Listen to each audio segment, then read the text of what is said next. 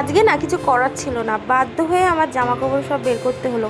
গত 4-5 দিন ধরে এত পরিমাণে বৃষ্টি হচ্ছে, মানে 3-4 দিনের জামা প্যান্ট, মানে বুঝতেই পারছো কত জামা কাপড় আমার একদিনে এক বালতি হয়ে যায়। তো কি করব, আজকেও ওয়েদারটা দেখলাম একদম মেঘলা মেঘলা, কিচ্ছু করার ছিল না, তাও আমি সব জামা কাপড়গুলো সব ভিজিয়ে দিয়েছিলাম, তার সাথে ছিল বিছনার চাদর।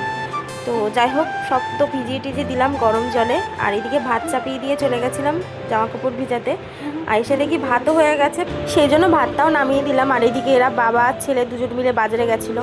আর বাজারে গেলে আমার ছেলে তো মানে এত লুচি পরোটাও খেতে ভালোবাসে, মানে কি বলবো, বাইরের খাবার খেতে বেশি পছন্দ করে। তো ওর জন্য লুচি এনেছিল, সেটাই ওকে দিয়ে দিলাম খেতে। আর এইদিকে দেখো মাছ এনেছে, সেই মাছগুলো, আর ছোটো ছোটো চিংড়ি মাছ নিয়ে এসেছি কচুলতিতে খাওয়ার জন্য। সেই মাছ কাটতে গিয়ে মানে আমি বুড়ো হয়ে গেছিলাম, এত অস্বস্তি লাগে আমার মাছ কাটতে।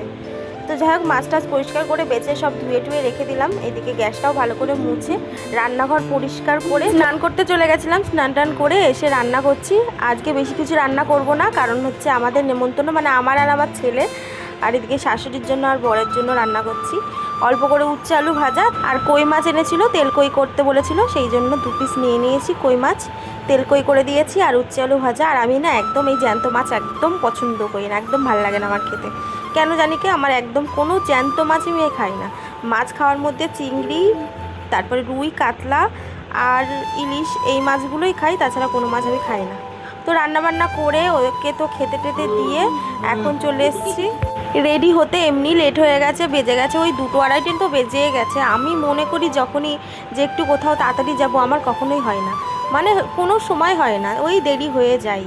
তো এইদিকে আমি আর ছেলে রেডি হয়ে গেছি, একদম বাড়ির পাশেই তো বৌদিদের বাড়ি। আর এই দেখো কি সুন্দর সব ঠাকুরগুলো সাজিয়েছে, এত সুন্দর লাগে দেখতে। যখনই আসি তখন আগে ভিডিও করে নিই আমি ঠাকুরগুলো।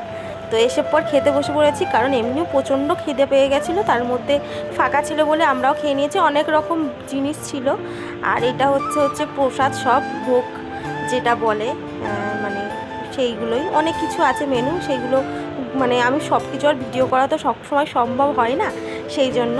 আর বাড়িতে এসে একটা দারুণ ঘুম দিয়ে দিয়েছিলাম, দিয়ে এখন আমার বর বাজারে গিয়ে চপ মুড়ি এনেছিল, সেটাই এখন 3 জন মিলে। তো সারাদিন তো এইভাবেই কেটে গেল আমার।